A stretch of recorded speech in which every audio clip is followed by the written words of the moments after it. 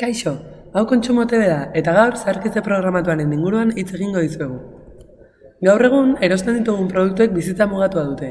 Hau da, enpresek haien produktuen zaharkitza programatzen dute. Zergatik gertatzen da guztia?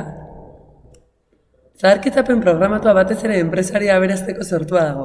Enpresariak berak kalkulatzen eta aurreikusten du zer bizitza erabilgarri izango duen produktuak, eta kontsumoa areagotuz diru-sarrera handiagoak izango ditu. Horregatik, helburua ez da inolaz ere kalitatezko produktua sortzea izango, baizik eta soilik irabazi ekonomikoa lortzea. Hau guztia noski kontsumitzailea produktu berriak behar baino lehen erostera behartuz lortzen da. 1924 urtean izan zen zaharkitze programatua jaso zuen lehen produktua, bonbilla. Munduko bonbilla ekoizle nagusiak elkartu ziren eta Foebus izeneko plan bat sortu zuten, produktu honen kontsumoa handitzeko. Handik aurrera, ekoitzeko ziren bonbilla guztiek 1000 orduko bizitza izango zuten, nahiz eta ordura arte zeudenek 2500 ordutik gora iraun. Honek guztiak dudarik gabe ondorio larriak dakartza. Zaborra da ondoriorik larrienetakoa. Datuen arabera 50 milioi tona zabor elektroniko sortzen du urtero munduak, eta zati handi bat herrialde pobretara doa, bat ere birziklatu gabe.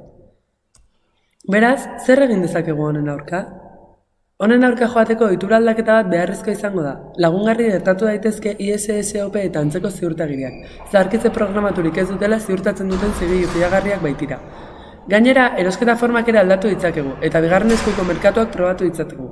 Besteek beharrez dutena erosiz, eta zabor masiboa ekidinez. Edo komertzio lokal eta naturarekiko erduratsuak direnetan eros dezakegu. Garrantzitsuena behintzat kontzientzia sortzea da, bestela merkatuak jango gaitu. Mila esker bideo ikusteagatik. Zerbait gehiago jakin nahi baduzue kontsultatu gure kanala. Beste bat arte.